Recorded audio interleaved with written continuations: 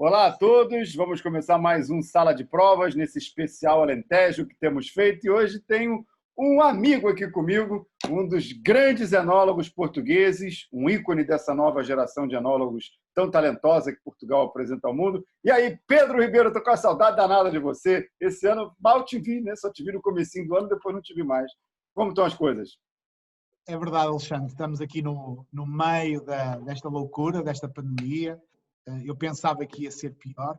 O que me está custando realmente mais é não poder abraçar os meus amigos, como o Alexandre, de viajar para o Brasil, um país que eu tanto amo e que me sempre recebeu tão bem. Mas de resto tudo bem. No início foi bem mais complicado, mais assustador. Mas a partir de julho, agosto, as coisas começaram a retomar alguma normalidade aqui em Portugal e, no nosso caso, nos vinhos que nós vendemos para Portugal e para o resto do mundo. Vamos ver. Vamos ver, a gente está sempre vendo, sempre tentando achar alguma luz ali no meio da escuridão para poder passar por ali, né? Passar por aquele caminho. Pedro, antes da gente começar a falar dos vinhos e a provar os vinhos, temos aqui dois vinhos que eu adoro, vou fazer suspense aqui para as pessoas esperarem atentamente, ansiosamente pelo que nós vamos provar. Vamos falar um pouquinho do Alentejo. Eu sou um fã incondicional da região, adoro o Alentejo, vou sempre que posso. Estou de coração partido esse ano por ter ido tão pouquinho, desde março não vou para Portugal, então, consequentemente, não passo por aí. E a ideia de fazer esse sala de provas é um pouco mostrar o Alentejo para as pessoas e quebrar um monte de mitos. Por exemplo, a gente tem alguns mitos de que o Alentejo faz vinho há pouco tempo, que é um novo mundo no fazer vinhos. E a gente tem os vinhos de Itália que tem só 2.000 anos. Só isso. Mas já foi só isso. Depois que o vinho alentejano é todo igual, é aquela fruta com compota, baixa acidez, álcool elevado, que dá uma certa maciez, e que a gente sabe que o Alentejo é uma região que faz vinho do mar até a montanha. Tem vinho ali colada no oceano, outras a não sei quantos metros lá de altitude.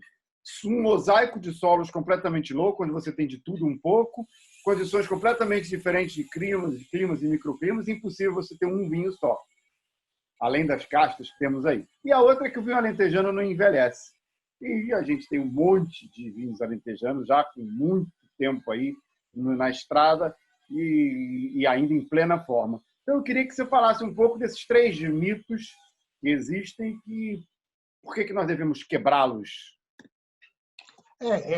É totalmente verdade o que você diz. Esse mito, eu acredito que no Brasil não é tanto, não existe tanto. Existe esse mito um pouco em Portugal, de facto, que os vinhos do Alentejo têm pouca acidez, pouco frescor, que são vinhos de consumo mais ou menos rápido, vinhos com muita compota. Eu acho que isso é totalmente mentira. Como você disse, nós temos vinhedos no Alentejo desde 30 metros do mar, que poderá ser uma boa opção agora com estas alterações climáticas. Temos vinhedos no Alentejo, na região de Porto Alegre, a 400, 500, 600 metros de altitude. Temos somente a maior região vitivinícola de Portugal, uma região muito grande. O Alentejo sofreu um pouco do seu sucesso, não é? Ou seja, o Alentejo é líder de vendas em Portugal há muitos anos.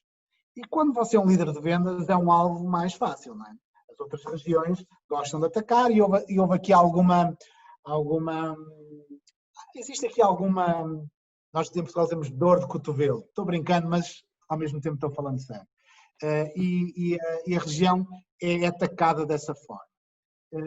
Eu lembro que recentemente provei Mouchão dos anos 70. Os vinhos estão incríveis. É feita com uma uva que é o Alicante Bouschet, que é uma uva exatamente conhecida pela capacidade de envelhecimento. Ou seja, é um mito total e absoluto que os vinhos do Alentejo não podem ser. Pedro, só para te interromper, já que você falou do Mouchão, é engraçado que a gente amanhã vai estar com eles na sala de prova também. Eu fiz 50 anos ano passado, né? Então eu comprei o máximo de garrafas de 1969 que eu podia comprar. E Mouchão foi uma das 69 que eu abri ano passado. Estava incrível, estava sensacional. E foi dos melhores 69, não sendo fortificados, que eu tomei, viu? É verdade, ou seja, e existem, para além do Monchão, existem muito mais exemplos de vinhos do Alentejo que envelhecem muito bem. Para além disso, a questão de ser um novo mundo, de alguma forma há alguma verdade aqui. O Alentejo nos anos 90, princípios dos 2000, plantou muito Syrah, muito Cabernet, um pouco como todas as regiões do mundo, não é? E isso foi, de alguma forma, responsável pelo sucesso da região, ajudou a trazer alguma notoriedade à região, sobretudo no mercado interno, mas o Alentejo é muito mais do que isso. É verdade que o Alentejo, como região, como denominação de origem, começou em 85, 86, é verdade, mas temos um pequeno pormenor, não é?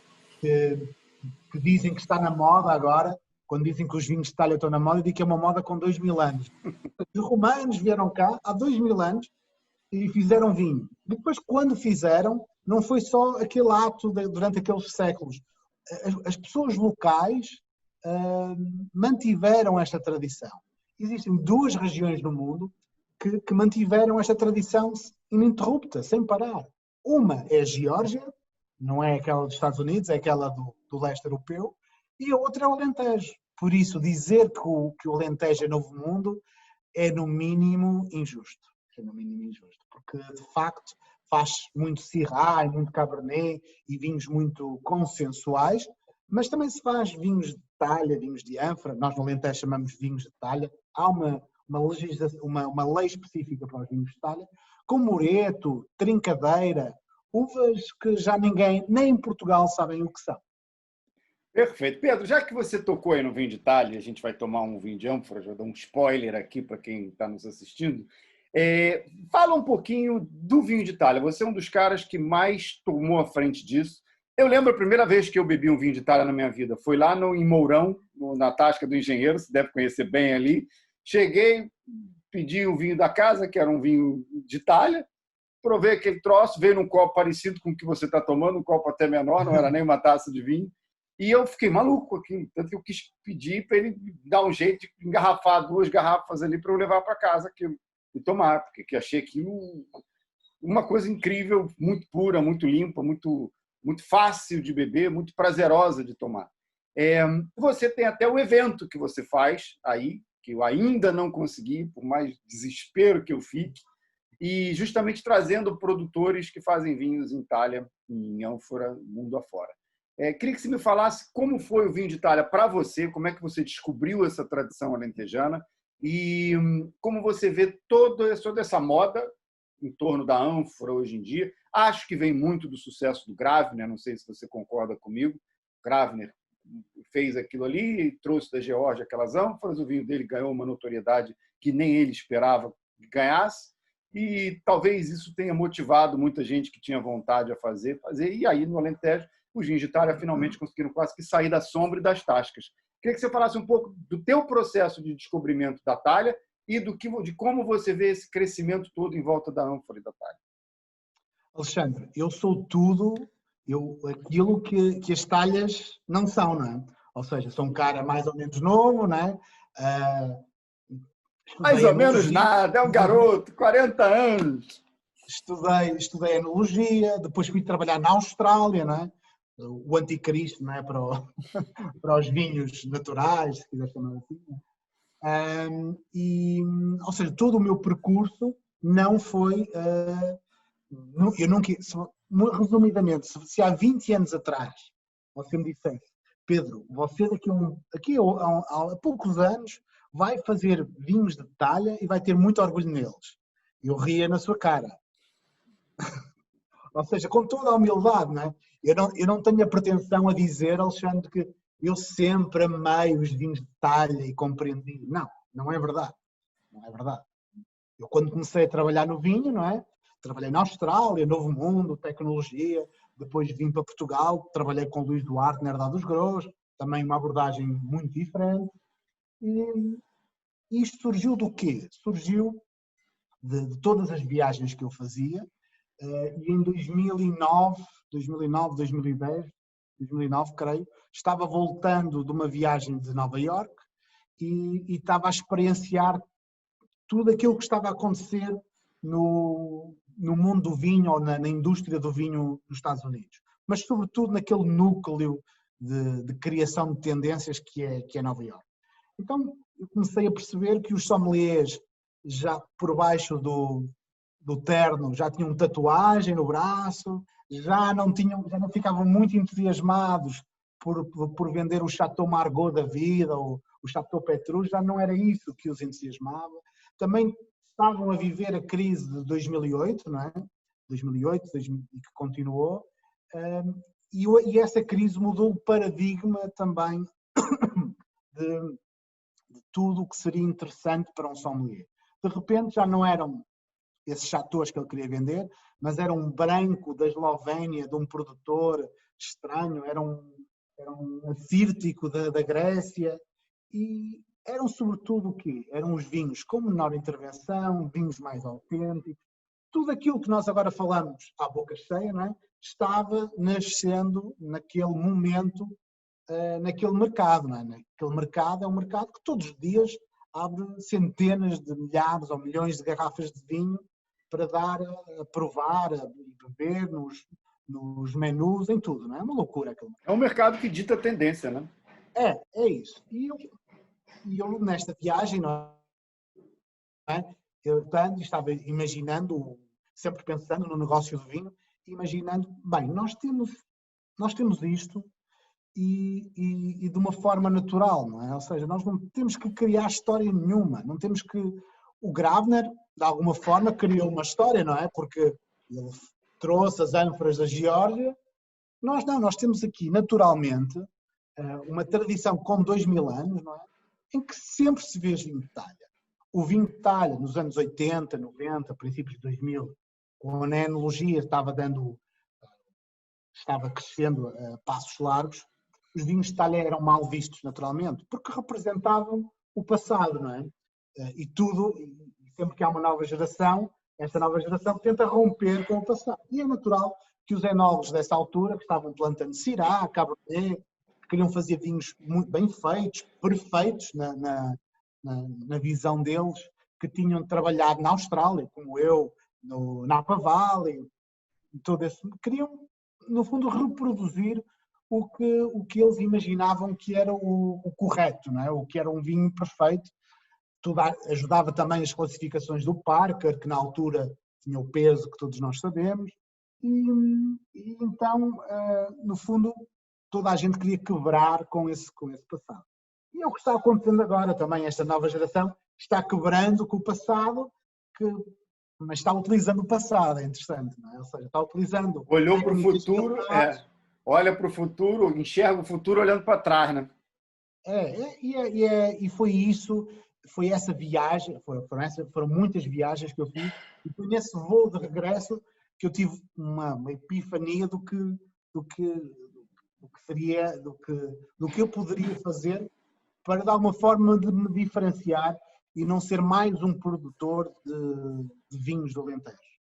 O Alentejo está cheio de produtor de vinho, não é? E eu não queria ser mais um produtor de vinho, até porque eu não me encaixo, como eu já disse a você várias vezes, não me encaixo no rebanho dos produtores de vinho, gosto de alguma forma sempre fui um outsider nesse aspecto. E foi assim que foi crescendo. Nós, na nossa vinícola, no Rossini, sempre se fez vinho de talha. Existe uma pequena vinícola, uma pequena casa com 15 talhas, que toda a vida se fez vinho de talha. E ficava aí esse vinho? Esse vinho era vendido aos locais da região. Okay? Quem fazia o vinho era outro Pedro, não eu, era o senhor Pedro, o caseiro da herdade do Rossini, e era um vinho que era feito com as sobras que nós não queríamos. Com o vinho que o senhor Pedro, o caseiro, fazia o vinho, vendia o vinho na região, era muito popular, muito famoso o vinho de talha da Rossini na região, e eu, enólogo, vim estragar tudo, não é? Comecei a botar dentro da garrafa, colocar dentro da garrafa. Eu imagino que o Pedro caseiro não tenha gostado muito disso, não, né? Não, ao princípio não, mas rapidamente ficou orgulhoso. Porquê?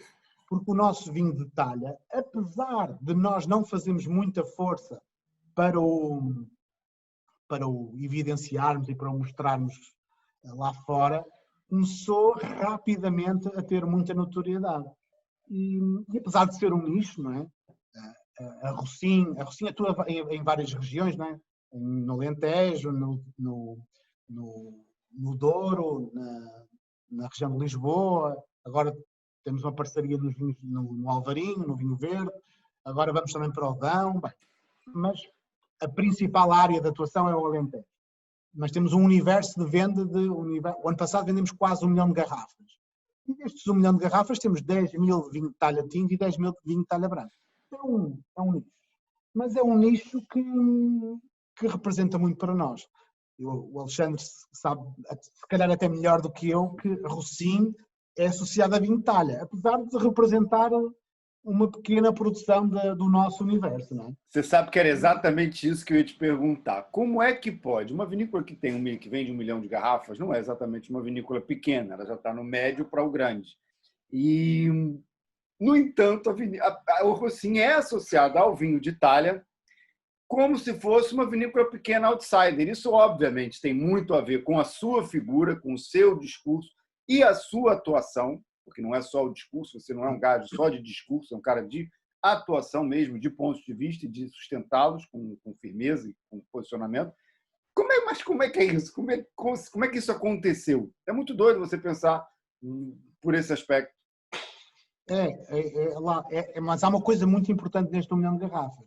É 1 milhão de garrafas e são quase 30 referências diferentes de vinho. Ou seja, é 1 milhão de garrafas, mas tudo feito de uma forma muito artesanal. É uma loucura completa, não é? A minha equipa tem uma mistura de amor e ódio em relação a mim, não é? Porque lá vem o cara hoje, vai inventar um vinho diferente, não é?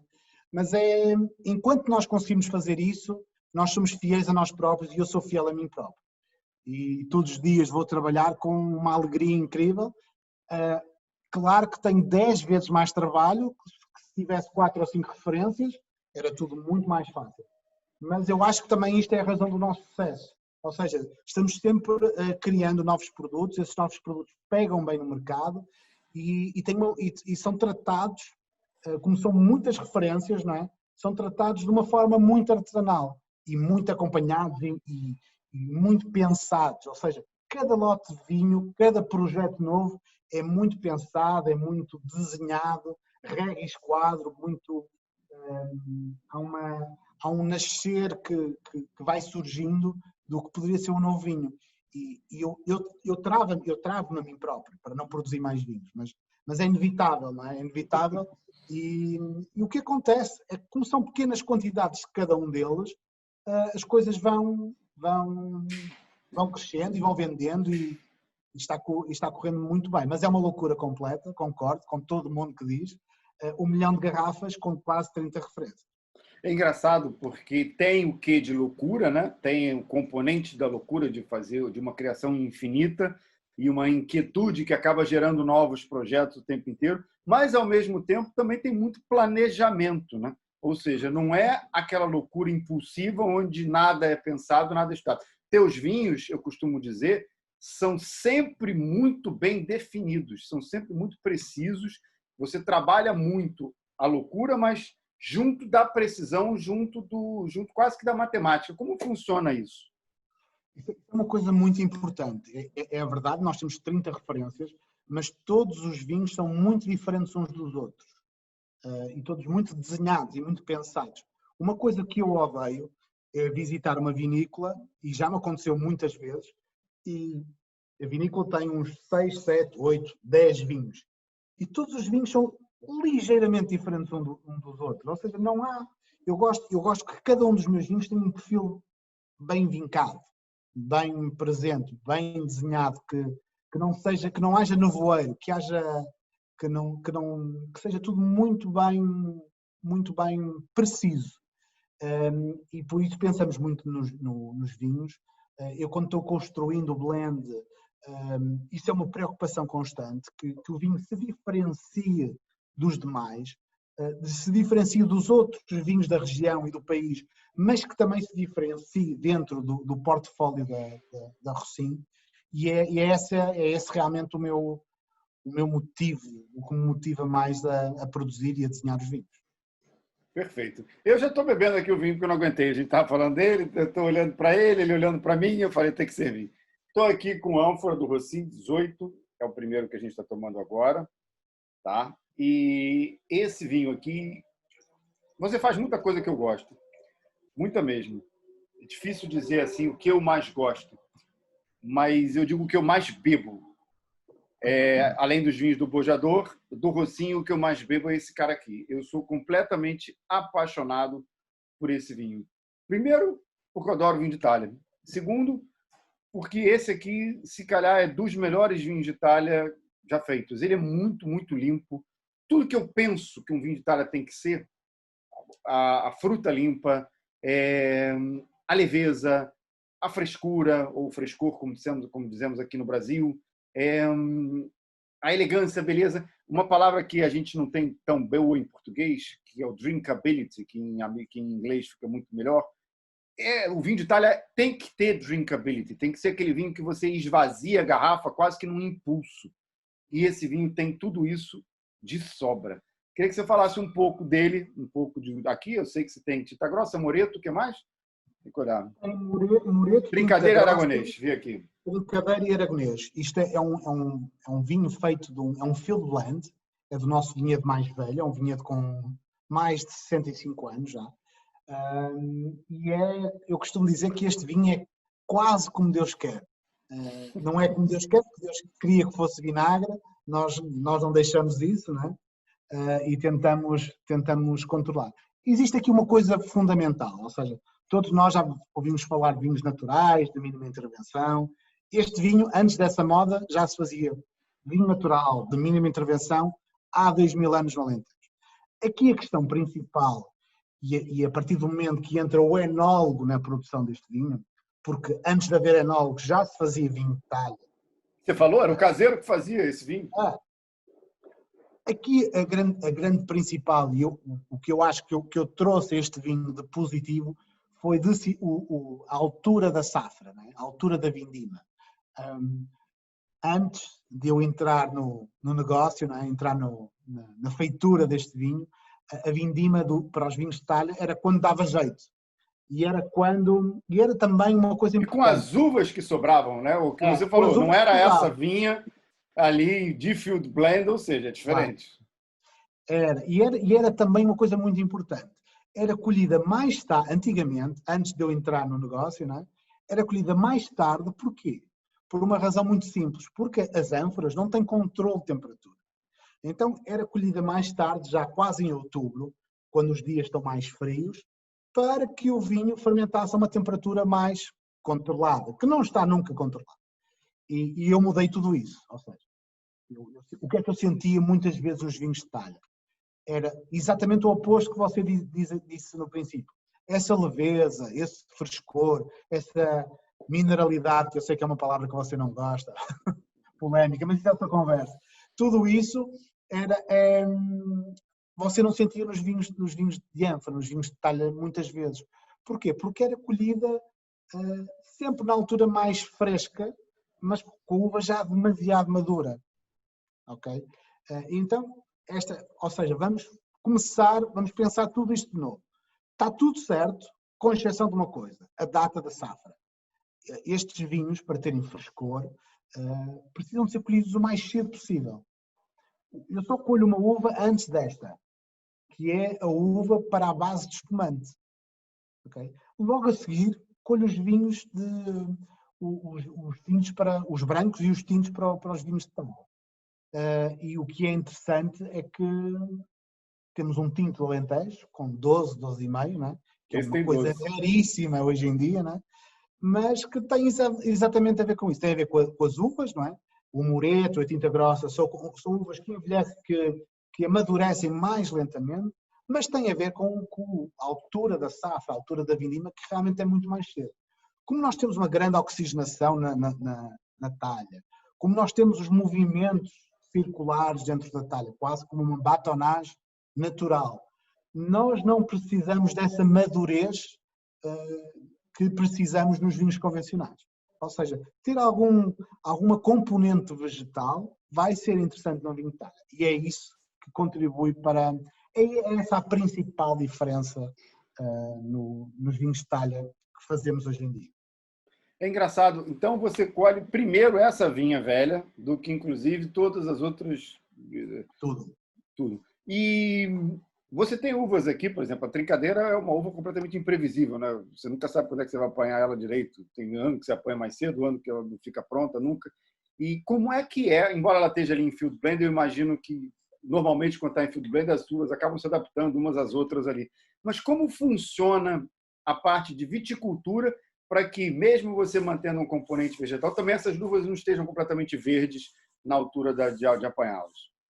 Alexandre, nesse aspecto não há tanto controle assim, não é? Não há, aqui já é um bocadinho mais à vontade de Deus, quase. Ou seja, o que é que acontece? Você vai ter no mesmo field blend, o que acontece é que eu vou ao campo provar as uvas todos os dias Faz vou comendo, ali... e vou sentindo, bem, está se aproximando da altura. Algumas uvas estão verdes, totalmente verdes, horrivelmente verdes. Outras estão bem maduronas. E é estes extremos que juntos se equilibram. E é muito por feeling, neste caso, o meu feeling, de ir para o campo, comer as uvas, provar as uvas, sentir, ok, temos ali uma trincadeira que está bem vegetal ainda, mas o aragonês já está bem maduro. E é este equilíbrio. Então, nesse caso, você é o instrumento. Você é o instrumento de Deus ali, né? Você que vai ali para provar, fala assim, oh, Deus, o bonitão, vai ali, dá as provadas. Ou seja, fundamentalmente você tem que estar ali e o controle é teu, na verdade, né? De prova de uva. Ponto final. Prova de uva. Não tem nada de laboratório, analisar, fazer análise. Pouca nenhuma disso. É pouca mesmo, é provar ali como se fazia antigamente. É porque o que é que acontece, Alexandre? A análise não vai dizer nada. Você, olha, tem um mureto que está com 10, tem a trincadeira que está com 9, e tem o aragonês a análise, que está com 14. Se calhar a análise vai falar assim, não vai apoiar cor porcaria nenhuma agora. A análise é, agora apanha o mureto, mas eu quero colher tudo junto, porque eu acredito que os field blends e a co-fermentação, e eu tenho provas disso, provas empíricas, provas de experiência, ninguém contou para mim, ou seja, mesmo sem ser nas talhas, mesmo na vinificação convencional, a co-fermentação produz coisas muito mais interessantes do que você misturar no final. Não tenho dúvida, não tenho a menor dúvida disso. Você consegue uma complexidade, uma integração dos vinhos de uma forma completamente diferente. Eu costumo explicar com fermentação, para quem não conhece muito bem o termo, com a cozinha. Costumo fazer uma comparação. É quando você, por exemplo, está fazendo um assado ou um cozido e tudo mais, você pode cozinhar os ingredientes todos separados, depois misturar, pode cozinhar tudo junto. Eu não vou nem discutir o que vai ficar melhor ou o que vai ficar pior, isso vai para cada um. Mas, evidentemente, o gosto é completamente diferente. Completamente diferente. E no vinho, isso é claro. Não há... Claro, é lógico que é muito mais fácil você controlar, não é? Escolher certinho. Eu cada vez mais, eu sempre fiz, mas cada vez faço mais co-fermentação. Tal como cada vez mais uso apenas leveduras indígenas. No início usava em alguns vinhos, este ano que passou, desde 2017, que é 100% levedura indígena. O risco é maior. É um pouco maior. Mas, por outro lado, pouco dinheiro, não é? E agora, tem vinhos com mais caráter, não é? Não é maior só no início, nos primeiros anos, porque é o que todos os que fazem fermentações espontâneas me dizem, que nos primeiros anos, se calhar, é um pouco mais complicado, mas com o passar do tempo, até tua adega, teu ambiente, está tudo tão já integrado e contaminado, vamos dizer assim, com aquelas leveduras tuas nativas, que tudo funciona melhor. Você não tem essa percepção, não? Eu tenho aí já discordo. Não é tão fácil, não é? Ou seja, é uma ferramenta, não é? A levedura selecionada fermenta daquela forma, produz daquela forma, é tudo mais controlável. Enquanto que a indígena tem anos que funciona melhor, outros funciona pior, e a ideia é... Ou seja, o que é importante aqui é que quando você faz fermentações selvagens, o enol tem que estar presente na adega, na vinícola, todos os dias. E todos os dias provar o mosto, provar a uva a fermentar e todos os dias tomar decisões. Quando você não tem tempo para isso, porque faz muitas coisas, tem que se calhar jogar pelo seguro, não é? Mas se você tiver esse tempo e se quiser ter esse tempo, tem que lá estar e tem que provar todos os dias, tomar decisões todos os dias, aumenta a temperatura, baixa a temperatura, uma série de ferramentas que nos permitem controlar a fermentação sem ser com uma levedura de laboratório, não é? Perfeito. Vem cá, eu estou aqui falando desse vinho, bebendo esse vinho, mas a gente tem outro para provar também, que é uma delícia. Vamos provar ele aqui. Vou botar ele para tomar agora. Fala um pouquinho desse Alicante 2017 que a gente está aqui. Deixa eu mostrar a garrafa. Olha ele aqui, coisa linda. Esse Alicante Bouschet é um vinho que está muito interessante. Eu, quando lancei os monovarietais, foi sobretudo para os mercados de exportação. Os mercados de exportação gostam muito de perceber a uva, não é? Eu não sou um fã de monovarietais. Eu gosto, para mim, o blend, seja field blend, seja o blend após, para mim essa é que é a verdadeira. Mas eu gosto muito desse vinho. Porquê? Porque assim realmente demonstra a pureza da casta, a pureza da fruta, e os mercados de exportação, não é? Os portugueses são mais habituados aos blends, mas países, por exemplo, como os Estados Unidos, um mercado muito importante para nós, gosta de perceber a uva, perceber a casta, e esses monovarietais têm uma função de educação muito importante. A primeira foi o que eu lancei, foi a Touriga Nacional, uma uva que eu pessoalmente não adoro, não adoro a Touriga Nacional, acho que existem outras, mas acho que é uma uva importante, porque nós somos reconhecidos por isso, então tenho respeito por isso.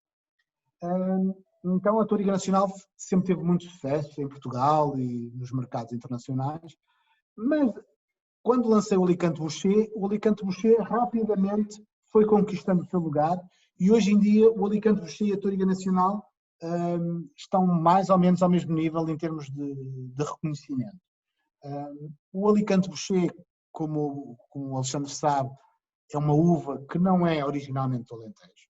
Foi uma uva que emigrou do sul de França, que os franceses odeiam Alicante Bouschet, para o sul de Portugal e realmente aqui produz dos melhores vinhos do Alentejo. Eu acredito que hoje em dia, grande parte dos topos de gama do Alentejo ou são monovarietais Alicante Bouschet ou tem Alicante Bouschet no blend. Sem dúvida. Então, é uma uva muito importante. É das poucas uvas que tem cor na casca e cor na polpa, por isso produz vinhos com muita cor, muita estrutura, muita concentração, e uma uva que envelhece muito, muito, muito bem, como falamos bem. É uma uva... Existem vinhos icónicos do Alentejo que são feitos de Alicante Bouschet e que envelhecem 30, 40, 50 anos lindamente.